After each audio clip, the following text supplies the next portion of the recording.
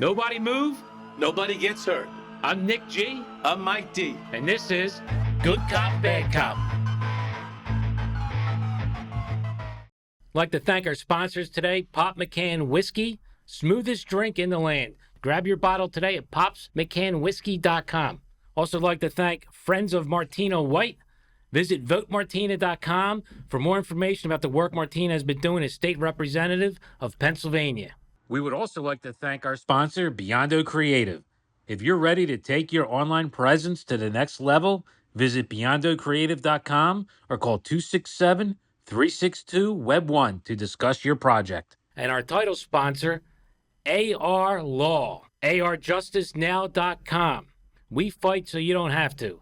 Adams Renzi Law. We would also like to thank our sponsor, Morrow Flooring, hardwood, laminate, vinyl, tile, and carpet. You get military and first responders discount. That is Morrow Flooring. You can go to goodcopbadcoppodcast.com. Click on his link for more details. All right, welcome back to the Good Cop, Bad Cop podcast. My God, Mike, where the hell did you come from? I'm Nick Gerace. This is Mike Dowd. Mickey D, right here. Mickey D. I mean, we're going to have an interesting show today. We have a great guest. But for right now, where the hell are you coming from? Well, strip club? Listen. I have to let everybody know. I just came in from Vegas, okay? So that's... Yeah, you flew in from Vegas? I flew in from Vegas. Your arm's tired? The turbulence was a little rough. A couple ups and downs on the way in and out of Vegas. But I figured, listen, everybody's going to hear about it anyway. So I had a red sequins jacket on, all right? Jesus, you look like Liberace's gift. Yeah, I just need a little piano in front of me. Oh, my God. And a young boy. All right. Well, so, you got a great show lined up today. You got a great show tonight. Did he like that? Off the rails. I'm sure the women love that, by the way. I used to wear something like that back in the day. Actually, confession, I wore this and it was out of control. The people were out of control coming up to me, smiling at me, laughing at me, hugging me, wanting to touch my jacket. It didn't end. People were signing their names in the back of my shirt, which was if you of my shirt. If you touch it says "kick me." It says "kick me." Is that what she said? She said she wrote her name. I threw a big penis in the back of it earlier. That fit quite nicely, just so you know. Yeah, right. Yeah, that big thing you threw. That's the first time you ever had one on you. Yeah, you're so sweet. All right, so let's introduce our guest here. This is William Hunter. William Hunter. He is one of, if it can arguably be said, one of the greatest Philadelphia police officers in the history of the department. And I'm not saying that because you're here. It's actually the truth. If we can go back, if police stats were kind of kept like the NFL, Billy would be in the argument as one of the all-time pros. For real. Wow. So we're sitting with a modern-day hero. Yeah, absolutely. This is some good guys. This is the guy that we can actually say is a hero. Yeah. So when you grew up, said, I want to be a police officer, that's the guy who you wanted to be. Oh, really? Yeah, absolutely. Not me? I remember. No, not you. Definitely not you. Depend. Yeah, that's a different program. You were taking a different route. That's a different program. Yes. So, can you slide that over here? So, yes. We're not going to get into it right this second, but there you go. Hold that up. Billy wrote Surviving the Badlands. He's still an active Philadelphia police officer. We're going to dive into this book in a few minutes, but just to embarrass Billy a little bit more, when I was a rookie cop in the Badlands, right. You'd see Billy and his team walk through the district or precinct, as you would have. Oh, front and Westmoreland. Yeah, front and Westmoreland. And you look up, you're like, man, who the fucking gangsters? They were gangsters. They were gangsters. They were like, who the hell is that guy? That is Billy Hunter. It's one of the best cops. He's in our narcotics, and he's a wrestling badass, and he fights and all kinds of shit.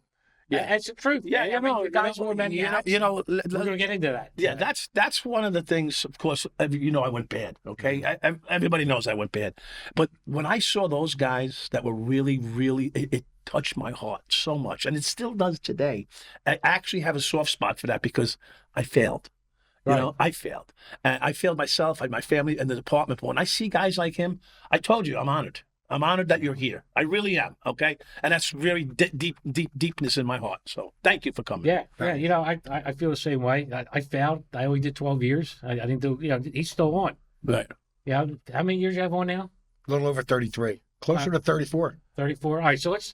You wrote a book, and we'll touch on the beginning of it, which is just your life. So we don't have to really dive into the book per se, because we're diving into the book by just talking to you. Right.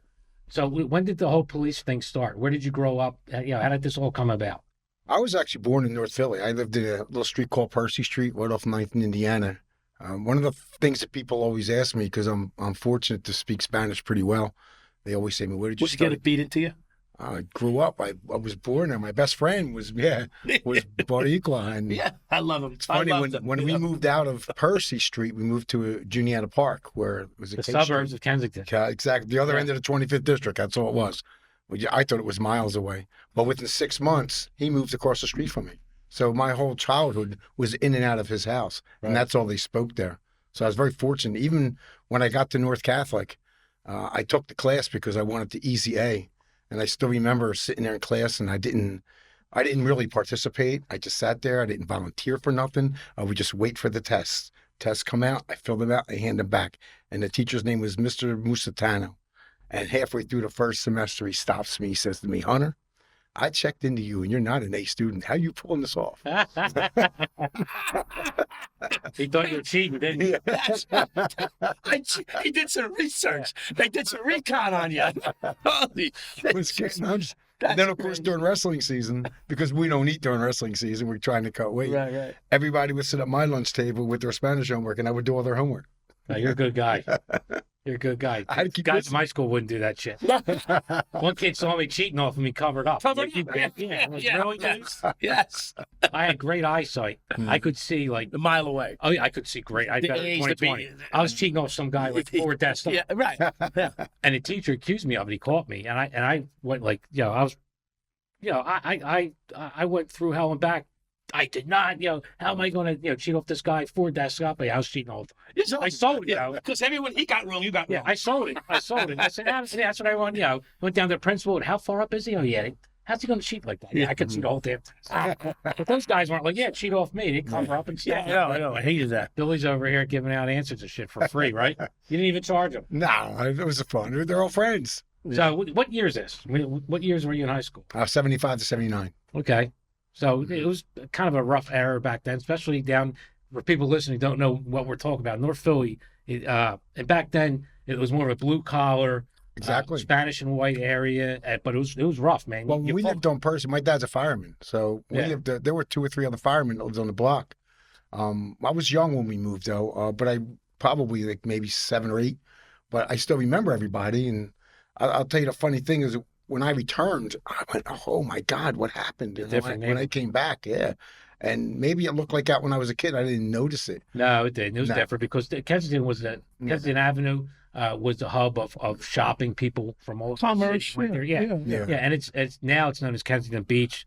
The dead, walking zombies. Right. You see clips of it on Right, TV, right, and that's the area that Billy grew up in. But in the '70s, it was hardworking, kind of a rough area. But people Stickball. They play stickball, Yeah, stickball. stickball, So fireball. it's a community. threw the I sold shoes on the pretzels. The sneakers on the. I sold pretzels on the same corners these kids are selling drugs on. I sold pretzels. Right. So you hustled pretzels, they hustled dope. Yeah. But that's what's evolved out there. There's no one selling pretzels out there anymore. The pretzel place on Kensington Avenue closed down. Yeah, Ben Franklin. Yeah, Ben I Franklin. remember I had last day it was open. Yeah. So That's impressive. so let me go back up to my dates. So he's my age. This Yeah, gentleman's you my guys are age. the same exact age. Yeah. The move fires. Yes, I remember them. Okay. Now, were you on the job? No. My father was a fireman then. I was working. I never intended. I was 29 when I went through the police academy. Okay, because I would have been on the job at that age. Right. In fact, I think I was. I had What no year, do you remember intention. what year that was? Yeah. Do you remember what year the move fired? First one was 78. That was the first confrontation, and the second confrontation was 87. Right. 87 was the bombing. Yeah, that was the 87 was in the. Osage Avenue. It was like a 50-mile-an-hour wind or something that Yeah. day, right? And then Yeah. they bombed the place and just took the whole block. It's Yeah. funny. I'm goofy. I remember dates. If I'm right, the date was like May 13th, Okay, makes sense. 1987. I'm pretty sure. Well, you're Probably probably right. You're Yeah, probably probably right. right. You're probably right. Yes. Well, But I I had no remember. intention on being an officer. I had no intention. you wanted to be a fireman? Well, I kind of did, but at the time I got out of high school, and I'm one of 7, and the schools we went to was St. Joe's Prep, Yeah. Little Flower, and North Catholic. So Dad was a fireman, so he couldn't afford college, so I went to work. God, there's similarities between you two. My dad was a fireman. There's 7 siblings in my family. I had to go to work, and next thing you know, at the age of 20, I was a father. Became a father at a very young age. Ooh, that's So I got a job in a steel yard right there in Port Richmond, and it was actually a good union job. And I'm thinking, okay, this is good for me. I was able to buy a house very young. And then in the late 80s, I started to go back to night school because I wanted to be a gym teacher / wrestling coach. That was it. That was That's my cool. life goal. Gym teacher, wrestling coach. So I was going to Temple at night, but I'm working in the steel yard. And if you remember, you'll remember more than Nick, that the steel industries were going down back then. They started to go down. Yeah. And I was kind of panicking because my children were little. I had a mortgage. So I probably took 25 different tests, knowing, okay, I only got 4 more years of night school because I was already in 4 years. Right. 4 more years of night school to go. Let me get through this. And next thing you know, police department calls me in 91 to go into police academy. Actually, it was first step to police. Okay. And they call me and they go, well, I'm going to take it. Within a year, that steel company closed down. Okay. Yeah. So it was a great Where move was on that my at? part. Aramingo and Butler. Okay. Right now, there's like a Home Depot or Lowe's there. Right Yeah. there. So let me ask you a question. It's 1991. You Yeah. get into the police academy. Yeah. Okay. You went through all the rigmarole, the background check, you cleared everything, you're in the academy. And a guy in New York City gets arrested called Michael Dowd. Was that all over the newspaper for you guys? I don't remember that. Wow. I don't remember. Yeah, man, that's too different. You got That's why I'm asking. We're just, I don't I don't remember. right. No, because it was all over. Yeah, it was all international- over, yeah. international news. But but you know, when you're in the academy, they used to say this is how I found out. Cops would be getting extra push-up for Dowd. Yeah. They go, yeah, give us 10 more for Dowd, you know, in the academy. That's what was going on. And guys that didn't know me hated me, of course. They hated me anyway for being disparaging the badge. Now they hated me because I was making them do extra push-ups. So I get a phone call one day, 30 years later, which is a couple years back from now, 10 years back from now. And the guy goes, yeah, this is John Cardillo. John Cardillo, he's a personality out there. And he goes, I have a show. I want you on it. I go, all right, well, whatever. We'll talk. He's a retired detective from the Bronx. He goes, I hated your guts, he says. But I did get a big chest from doing the push-ups. I said, so you owe me now. Yeah. Anyway, so this is what the era that you started in the academy. So now crack is sort of fading a little bit. Right? I mean, 91, everybody's almost dead from the crack era because it started in 83. In the 90s, it was still strong. It was still strong by you guys? Yeah. What I saw in the 90s was more heroin and yes. crack. So, I didn't, little I seen weed. I didn't see any meth till probably after 2000. yeah. I barely ever saw meth. Yeah, well, When I was down in Kensington. I mean, It's just as prevalent as it's not even heroin anymore. It's fentanyl or xylazine and methamphetamine. It's all horse tranquilizers is what it is out there now. Yeah, Jesus. Yeah. So what I when I first hit the street in 82, it was a big thing on angel dust. It was big. And everybody was crazy. Angel dust makes people wackadoo, you know? And so that was the first real foray into street cop work was angel dust. And I make an arrest. I don't know if I told the story on here. I make an arrest for angel dust. I don't even know what the fuck. I don't even know what the stuff is, okay? And the guy's got a gun. Tommy Parks. Bogart and Parks. My first arrest in East New York. I know their name. Bogart and Parks. Long story short, I don't want to get into the story too deep, but I'm touching the angel dust. with your bare hands. Yeah. We didn't know. I didn't know. Right. We didn't. I'm going like this. Mhm. Freaking spinning my head off. And the guy walks in, veteran, like let's say you now, right? Guy walks in and goes, how you feeling? I look at him like, what do you mean how am I feeling? Because now I'm a rookie, right? Yeah. What do you mean how am I feeling? He goes, be careful with that stuff. It's going to get you high if you touch it. I'm sitting there in La La Land going, I want to say, screw you. You know, I can't curse anymore on this show, but I'm going to say, screw you. You know, but Okay, screw you. It's good. Screw you's good? Yeah, Okay. yeah, we're good. Okay, I'm screwing you. And I'm buzzing like, I'm buzzing. Oh my God, this guy's right. I'm getting high. What if I get drug tested now? You know what I mean? This is what goes through your head. You know? So here you are. You're in it's 91. You're in the academy. Did you like the academy? Yeah, I think that one of the reasons I wrote that book had to do with the academy and what my personal life. I mean, academy was great. It taught me the law. It taught me the do's and don'ts, how to, what we can say, what we can't say. We go to court. All that was what you're going to learn in the academy. We must have went to a different academy. How I handled things was how I was brought up. The people who educated me, the educators at North Catholic, the Oblates of St. Francis, and my family. I mean, my own personal experiences that's how common sense was set in, and that's the best word I can think of. So one of the things that I like about Mr. Hunter here is that he started at 29 years old. Which That's an advantage that people have no clue. I started at 20. Yeah, Mhm. like I'm a a child. baby. You're a I'm a child. Yeah. Yeah. Now, I don't think you shouldn't be hired at 20. Sorry. As a I kid. hate to No, say it's that. funny. 'Cause At the I agree. time- I hate to say it. At the time, I was one of the oldest guys in the class, and Of course. You they should were be they over were teasing 25. me, calling me the old man Yeah. till Yeah. PT came around. Yeah. Once PT came around, I smoked everybody, and then I was no longer the old. No, now you weren't the old guy anymore. Yeah. Yeah. Well, wrestling, listen, Yeah, I was still wrestlers are the toughest guys in the world. I don't care. yeah. I don't care what you still say. entering wrestling tournaments. I'll be honest with you, man. In high school, I was like, dude, I ain't wearing that Speedo. That's That's that's the problem. no way in a world I'm putting that And on. in my school, I wish I did now. yeah, I know, right? Of course. Yeah. At my school, we were the champs. Our Brentwood High School was known Okay, up in New York. up in New York. Brentwood Yeah. High School was known for the Oh, yeah. championships. They are good. They were the best, right? And Walker was the coach of the junior high school, and then the high school was Campo.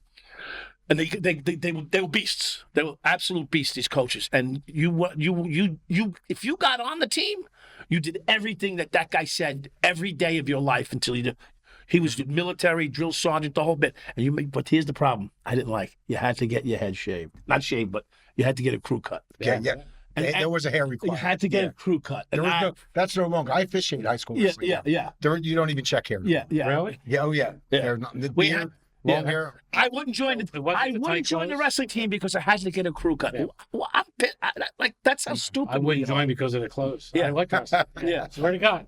I played ice hockey. Everybody's yeah. Look at this guy. I pinned little, the, little did I know. I pinned the county. What school? Ryan. Okay. I pinned the county champ.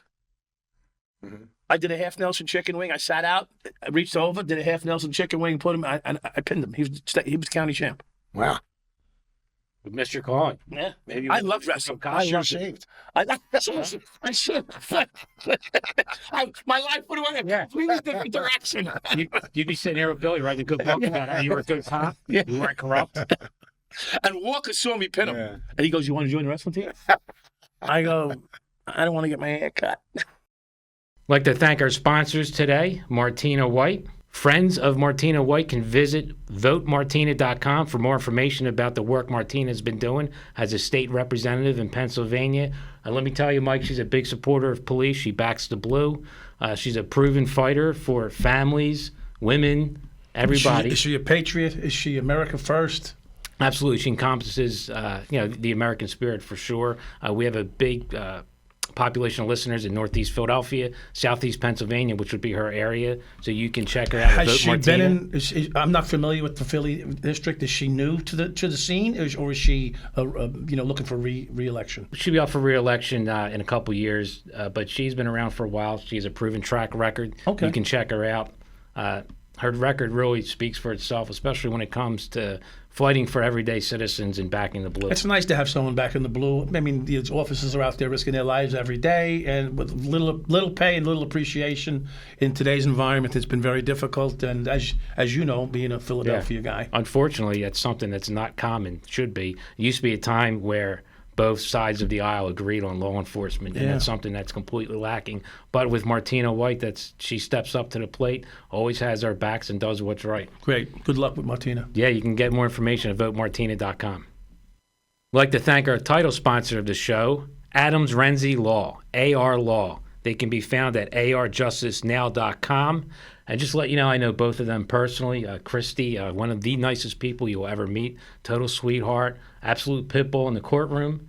And Nick Renzi, he's a South Philadelphia guy, true and true, neighborhood man. He's for the people. He helps people out down in South Philly, all around Philadelphia. Their office is in South Philly itself. Yes, their office is in right around South Philly, Center City, right on the Do border. they handle there. a lot of criminal cases? They handle everything, absolutely.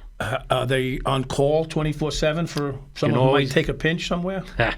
Why, you might be taking Well, a I pinch mean, that we know about? you never know. I mean, wherever you show up, you got to be ready. Well, you can keep their card on you. Well, Or there go you to their go. Well, website and good, call good. them up. Will they give me a deal since they're sponsors of the show? You might get a percentage off. I'll have to talk to her. Okay. Yeah. If you used them a few years ago, you might have not have gotten 14 years. Well, that's another story. Another story for another time. That's right. Again, AR Law, check them out. arjusticenow.com. We would also like to thank our sponsor, Beyond.O. In today's world, your business is practically invisible if you're not online. With so many options for marketing your business, it's easy to get confused. That's where Beyond.O Creative steps in. They have the expertise to help you with all of your marketing needs. Need a website that wows visitors? They'll build it. Want to reach more customers with Google Ads? They'll make it happen. They'll even manage your social media so you can focus on what you do best. Beyond.O Creative is A+ rated with the Better Business Bureau and Google Premier Partner. They're the real deal. If you're ready to take your online presence to the next level, visit beyondocreative.com. That's BIONDOCREATIVE.com or call 267-362-WEB1, Web 1, to discuss your project now. I'd like to thank our sponsor, Morrow Flooring, hardwood, laminate, vinyl, tile, and carpet, military first responder discount. You know, Tommy, we had him as a guest on a podcast. You can get your flooring done by a real American hero. Yeah, and he's on time and on budget. Yes, he is. He will beat any price. Bring a quote, an estimate, whatever you have. Tommy will beat it, 100% guaranteed. You have our backing on that one. And he'll be there himself. Absolutely. You can get a real American hero do your flooring for you. Son of a gun. All right, so you're 29. You're in the academy. Are you you still going through night school too? Yeah, in the I academy? was. So you're doing the academy and night school. I finished night school in '95, Damn. and I was 4 years in. I was working last out in the 25th district, so I had to make another decision. And I was like, I'm thinking, holy shit, I'm having a lot of fun. So, yes, I decided, let me stay a little longer. And here I am. So this was a lot longer. So your plan was just to stroll in until you graduate, then you're going to leave being a That was exactly my plan. And right, you graduate the academy, you go down to the Badlands. Well, I recovered half of that. I was the wrestling coach. So that much I did. Yeah, you did. I know you did. Yeah. So, but the whole gym teacher thing didn't work. We'll touch on that later. Some famous people you've coached. Yeah. Uber famous. Oh yeah. Yes. He's wearing his shirt. We'll get on that a little bit later. Cool. So I want to hear your first day on the street. Yeah. So you graduate. You walk out. Okay. I don't talk about this in the book, but I can talk about it now. Okay. All right. This is funny. So I go, first night on the street, they give me a car, 2513 car. So you get a car. Oh, Your yeah. first day. I didn't have a key. Solo. In the 25th. In the That's the 25th. way it was down there, man. That's the way they were short.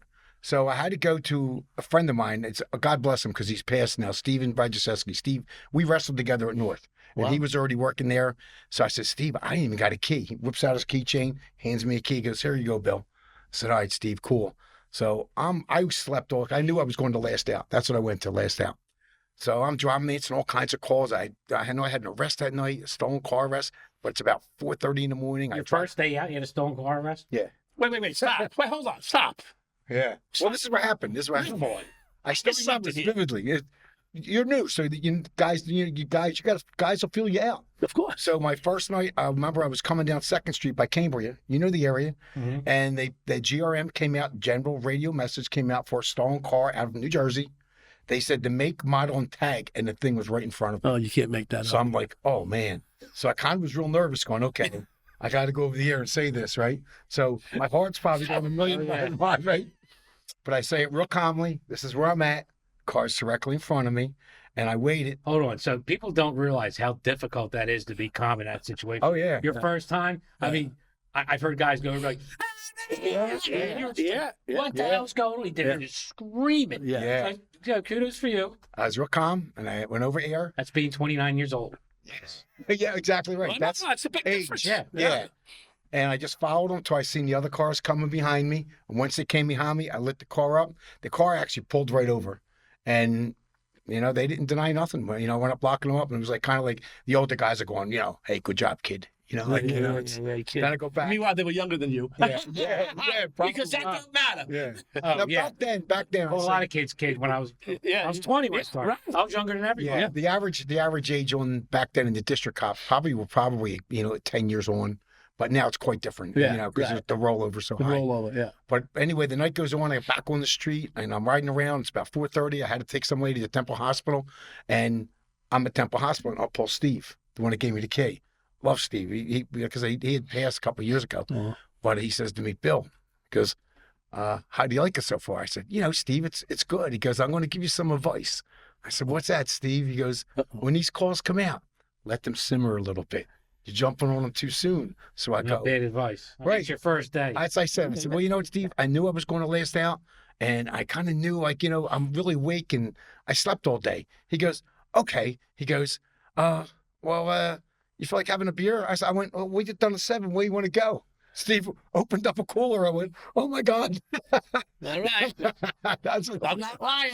I'm not lying. Listen, Marvin, I'm not lying. I'm telling you. so every time we had new cops, we'd meet up at H and Tioga. Where the thing is at like 10 o'clock at night, an hour before the end of the tour.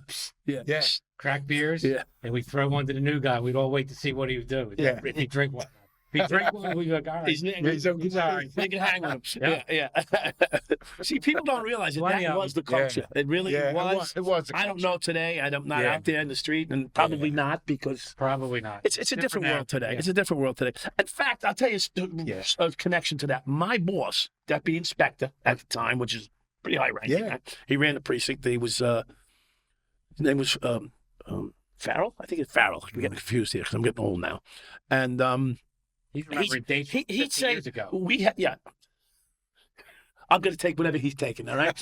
So he would say we'd have like so every month you have a precinct meeting, but it was the fellas, not it was like we rent the hall one day a month, and everybody gets together. You drinking? It's a party. Yeah. It's a choir precinct, practice. but it's a precinct party for all the guys. Right. One day a month. So who shows up? But the boss shows up at the thing. He wants to say hello to the guys. He's a knockaround guy, and so we're allowed to go there and get a free meal for the guys that are working the shift, and just don't drink too much. That's the boss. That's what the boss says. Yeah. Just don't drink too much. That's all. Go have a couple. Yeah. But not too It's much. different. So That's how it was. It was not a curse. Yeah. It wasn't a sin. Now, of course, guys like me, we abuse everything, So I had, like he said, I made the cost in the back of the Dodges. There was a bucket. You sit and your feet sit in a bucket basically, and it's a bucket, right? And it's about this high, and it's this wide. So that was an ice container. All right. Makes sense. So we put a hole in the floor so that the water could drain out as the ice melted. That's usually what cops do. Man. The ice melted, the water drained out. I mean, We are No our worst enemies. So I'll give you an example. My first day and first week. So he makes a GLA. So First day. my first day, I rode around with somebody, and I was told, do not get out of the car. Don't touch the radio. Don't touch the radio. Don't do anything. Yes, correct. And it's correct advice. Yes. And the guy I graduated, I ain't gonna say his name. He's screaming like a stuffed pig. He's chasing someone. He's giving the wrong, and it was like over nonsense. So, I can guess, but I'll say nothing. so maybe it was 99. We came out, Okay. and the whole district's in uproar. We can't find him. I know it's a guy I graduated with, and it's just utter mayhem. And it was really over nothing. Over nothing. He was running around by being tussled on the railroad track.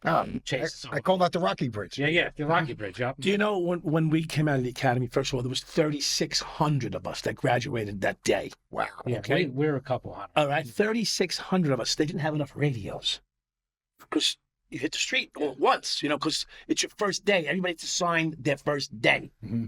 I've hit the street in Philly without radios before, Yeah. because we don't have enough. Yeah, we didn't have them. We had them in the car, Yeah. and there was only so many handhelds. Yep. Same. Right. And that so- was still every yeah. now and then. Yeah, we yeah. have that. Yeah. Mhm. So, but I guess my point, so the point is that there was so many of us that came out that we didn't see cars for months. Yeah.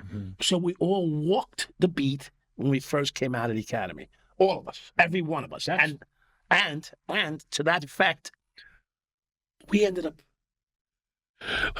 What do you do when a civilian's driving by and you take their car from them? What do you call it? Commandeer. We commandeered. Live stop. We were commandeer. we were Okay. commandeering cars all over the city.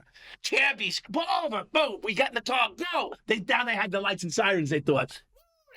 We put your headlights on, flashed them, just to get down the block, so, whatever. Yeah.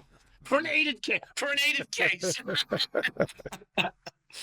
It was crazy. We It's 24th. I was in a district next to Billy, but we were combined, same building. And when it was at Front and West, was Go from West. Love that building. that was like an old Indian fort. You know, you're It's in still there. They can't tear it down. Yeah, because it's asbestos. Yeah. I'll tell a story about that too.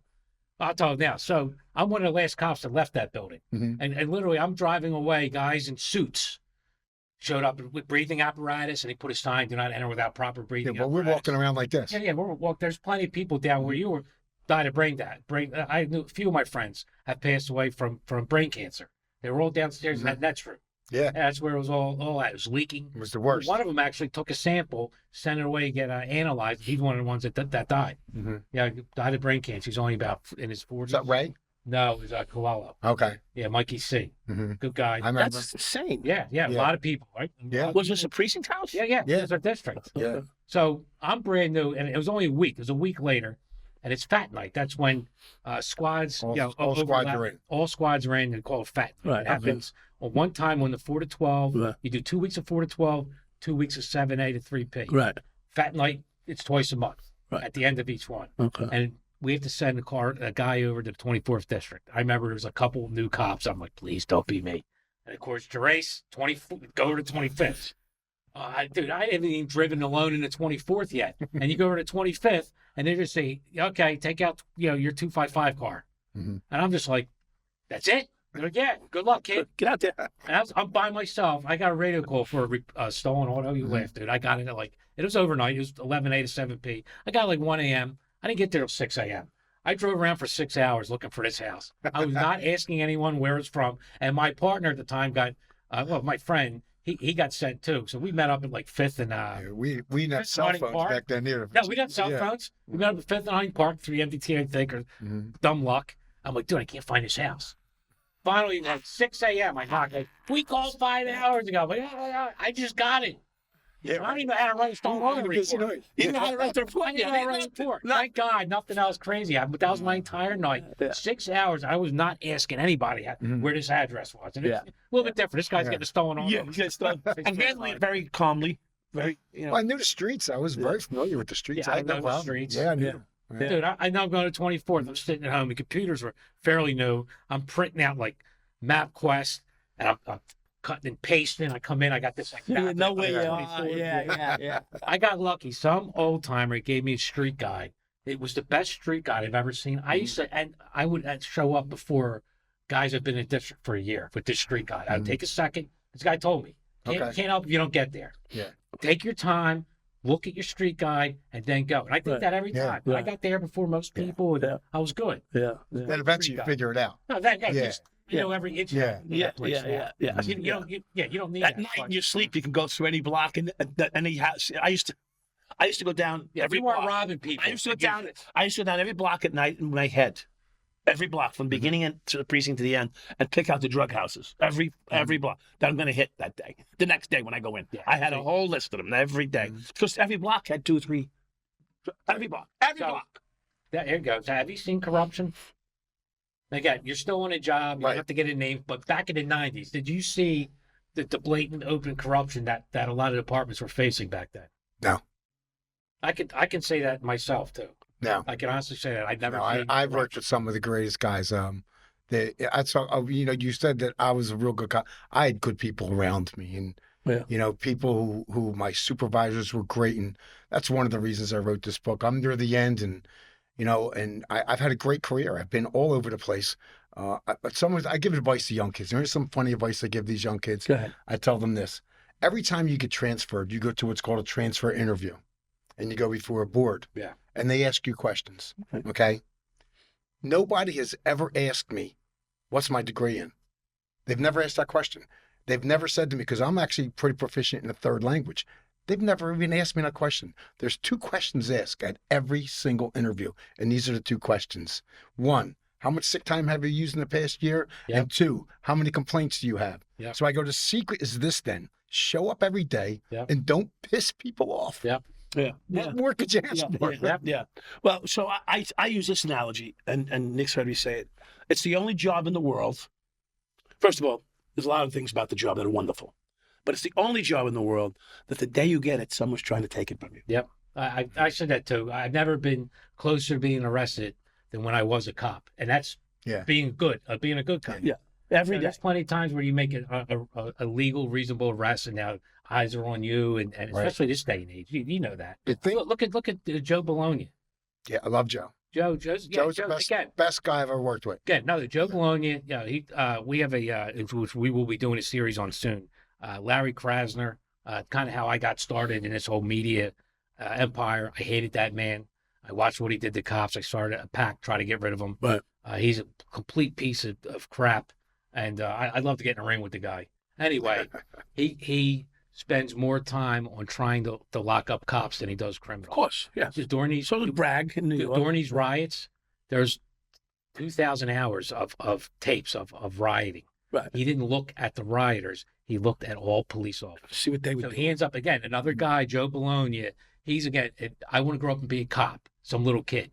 I want to be Hunter, or I want to be Joe Bologna. Okay. That's who you want to be when you want. And he got jammed up. He got jammed up. He's locking up a dirty scumbag protester, Right. right? That's attacking him. Right. He hit him, and I'll give. I watched the video. Yeah, so have I. I'll Yeah. give the term on the fleshy, meaty part of his shoulder with his nightstick. All right. That's it, So. right? Well, they said he knocked him in the head with the nightstick, aggravated assault, locked him up. I mean, this guy has one of the best careers ever. Great guy. Krasner just lied, planted evidence. It's criminal with what happened to Joe. He's been exonerated. He's now suing. He's got the best attorney, George Mercado, in the country, who was one of Trump's lawyers at one time. Right. They're going to be suing Krasner, and genius on a great angle, too. Mhm. I can't believe how George came up with this, but he's going to get his eventually. But yeah, I mean, and this is what we face, these days, especially now. What's the ground? What's the ground? You alluded to something here.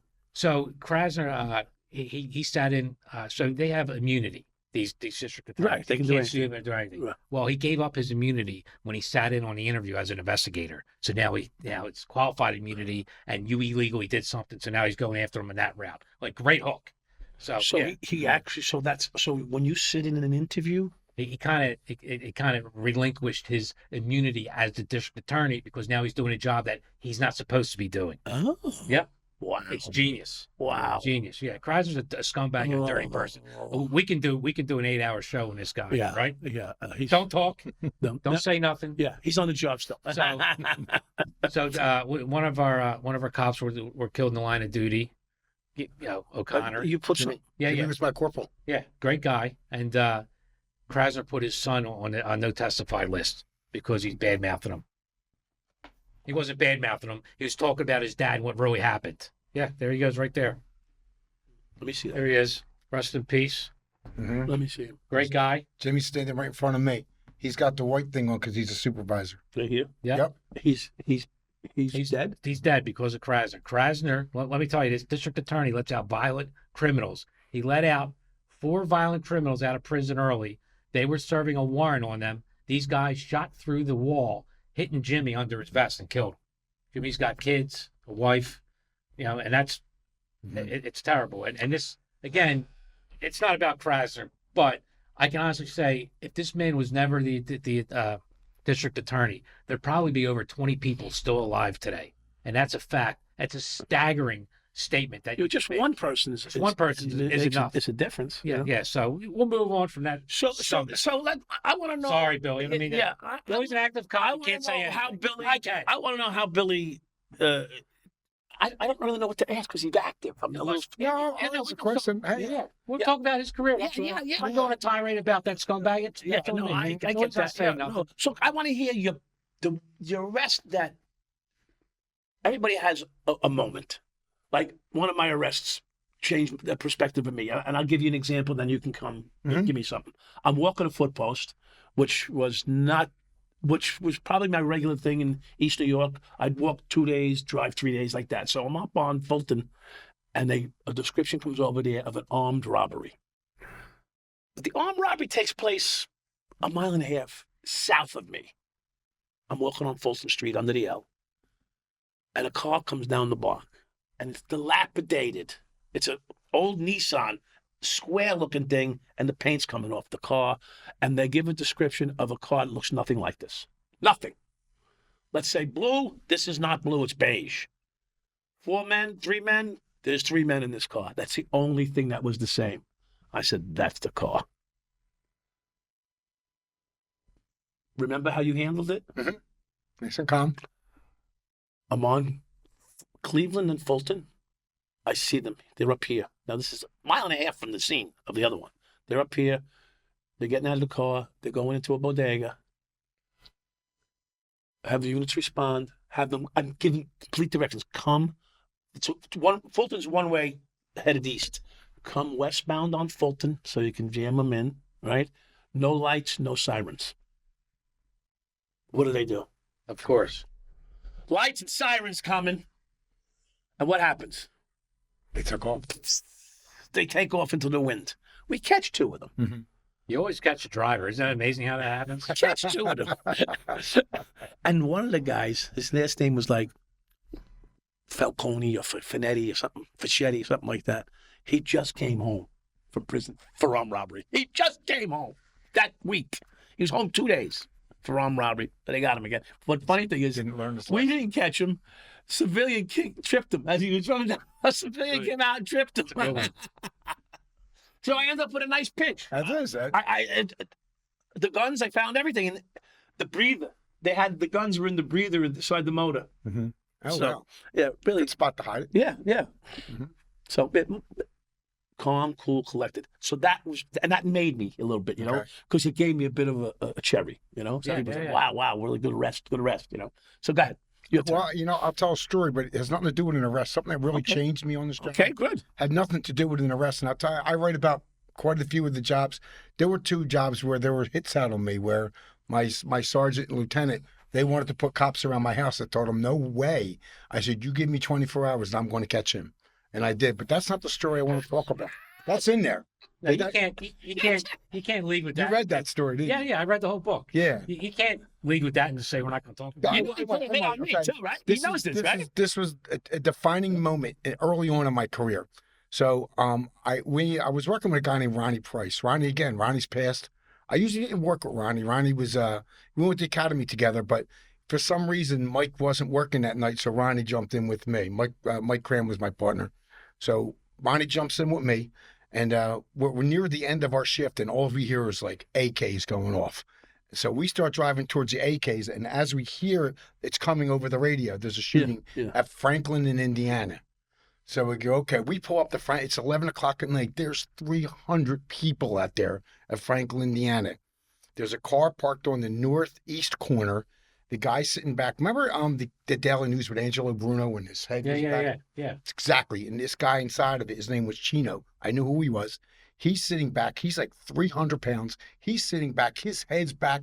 His car is riddled. He is no doubt that he is dead.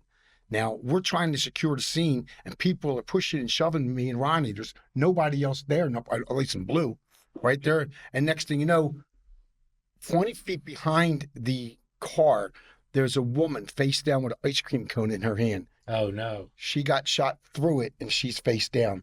I run back to her, and there's nothing. There's nothing. I can tell I'm trying to secure the scene, and everybody's pushing and shoving, and there's no way we secure it. We're on the radio calling for help, and we were in the middle of changing shifts. We were actually heading in. Okay. So you know what that's like. Yeah. It's very. So you got people already in, and people not quite out yet. Yeah. So we're going, and I'm trying to secure it. Meanwhile, the people are screaming at me. They're going, she's 7 months pregnant. Get her to the hospital. And me, if they weren't there, I'm just securing the scene. Yeah. Right. Because that's what we're trained to do. Of course. Out of fear, we put her in my car and we went to Temple. That's not far. Yeah. Temple's about 4 or 5 blocks. Mhm. And I let Temple know what I was coming with, Yeah. you know, and I even used And the they word were ready. 5292, which means that I have a dead person. Yeah. Okay. We went to that hospital. Now I'm fighting the hospital because the people are trying to get in there. I seen them cut that baby out of her stomach, and he was limp. And they got these little, you never seen a turkey baster? Yeah. Yeah. Up here, and down the house. And all of a sudden I seen, I cried. Of course. I cried. I was like, holy shit. Am I allowed to say that? Yeah. I was like, what if I didn't do that? What if I wasn't afraid? Because I was scared to death. Yeah. The only reason I took her because I was scared to death. They're coming at you. Now, I remember when the trial came, I don't know if you were on yet. There were 4 guys caught for that shooting. And Carlos Vega was the prosecutor, did an awesome job. That's when I met Carlos for the first time. Great prosecutor. So, Hold on. fired by Larry Krasner. Okay.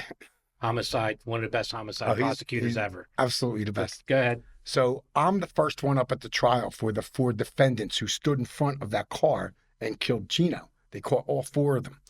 And I had to describe that. Exactly. Scene. Yeah, the scene. I had to describe the scene. And I remember Carly saying to me, when they cut that baby out of his stomach, what was it? And I'm looking and I'm thinking, I said it was a boy. And I could see the parents. I knew exactly who the parents were. They just started bawling their eyes out. And I just, after I was done, I got to meet the parents. And his name was Lewis. Lewis was a bartender at El Cuamo.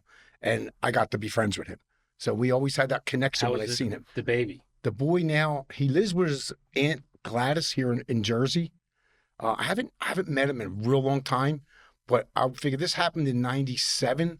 So he's got to be 28, 29 years old. Yeah, but that absolutely blew my mind. And it kind of changes you. It absolutely changes. And not for a bad way.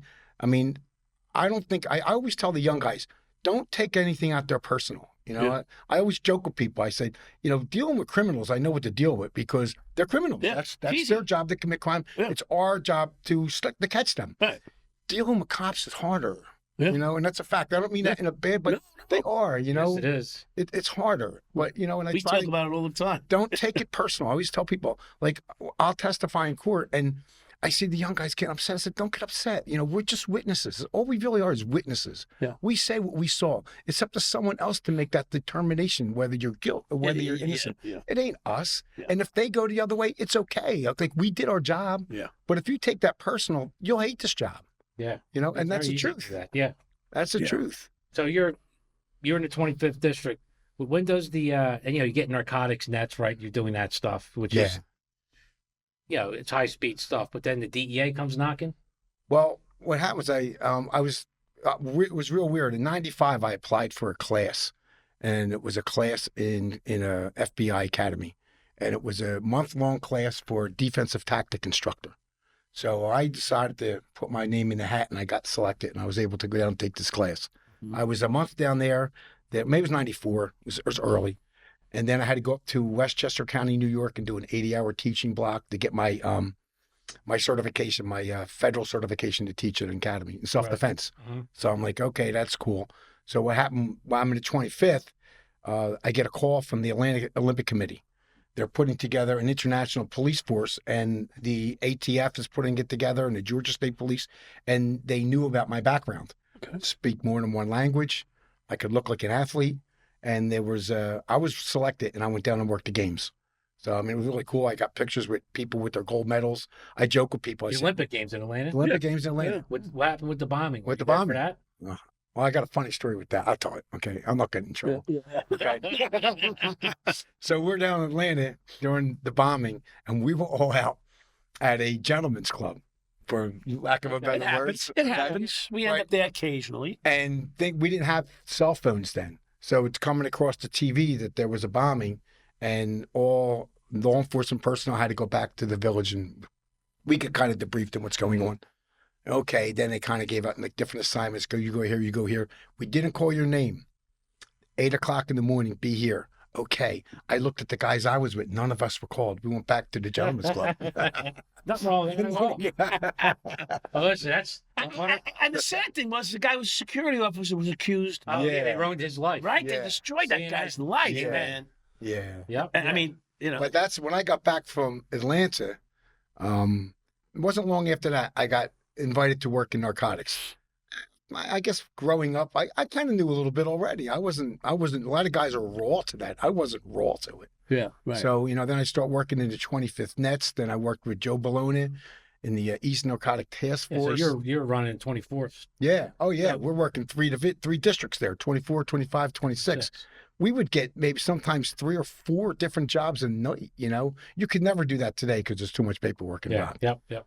Then after that, being Indiana was the #1 heroin corner in the entire country for years. Yep. You would pull racks of heroin, and lock up every street guy there. By the time you made it to the district, there was racks back, and everyone was out working. Yeah. Well, what I used to do is if we were going to hit, let's say we're going to go Hancock and Cambry, which was a pretty big 12 corner. if I was going to do an investigation at Hancock and Cambria, we would pull up there the day before and we'd stand out in our car and look at them and they would walk away. Then I would scan. I would just start scanning. I would look, where would I be in a good position to watch these the guys? street. Yeah. So I like the rooftops. I like the abandoned houses. So once I found it, we would get back in our car and we drive away. It wasn't until the next day I would come back and get in that spot. Right. And sometimes we would lock up the dealer. I would tell them, go ahead into the district, get them in there, process the evidence, come back out. I'll give you the next guy. Yeah. I wouldn't even move. Yeah. Yeah. I would stay there. We'd get Yeah, no. Well, same exact, call them in. The because guy, they come right back. When you take one out, another one would come Yeah. in. right. So And that's you, pretty much all the pointers out there. yeah. You would Did call. you remember Gittleson? Yeah. Keith, great guy. What happened. Love that dude. You know, Detective, right? Yeah, Yeah. detective. I love Keith. He was one of the best natural narcotics cops I've ever Mhm. seen. He wasn't in the nets. He was just a regular cop. He taught me how to catch the guys at being Indiana. And I didn't go with the narcotics. Mhm. That wasn't my thing. But you would drive down B Street, make a right on Clearfield, and there's a little street there, I forget what it is. You cut up there and then you make a quick, you just, instead of stopping at a stop sign, you just gun it and make a right and you catch them in the middle of sales. Oh, yeah. And that's 'Cause it's nonstop. And we're in a marked car and we can't creep or be you Yeah. have to be that's Invisible. That's how you Invisible. did it. You Yeah. just pulled up quick. You see him in the middle of a transaction, boom, done. Lock people up. Now you're pulling out racks, and you got great jobs. He got some Yeah. great job that way. It was awesome. I was But that's how we listening- did it in uniform. I was asked to describe that once, how it was, and my description was, it's kind of like the drive-through McDonald's, a little busier. Yeah, a little Yeah. busy. That's exactly what I said. Yeah. Yeah, Franklin and Erie was Yeah. a huge. That Yeah. one was the McDonald's drive-through. Yeah. People were lined up down the street Yeah. in cars. Yeah. They had a drive-through window. Yeah. Yeah, Mhm. yeah. I Yeah. mean, it was just blatantly let out in the open. I mean, if you couldn't then, lock up someone back After then, that, what happened was Couldn't lock Joe got transferred, and Keith Sadler got promoted. So they disbanded the East Narcotic Task Force, and I fell into the 25th Nets, Yeah. which was actually, again, was just a lot of fun. And while I was in the 25th Nets, my sergeant at the time was Mike Bloom.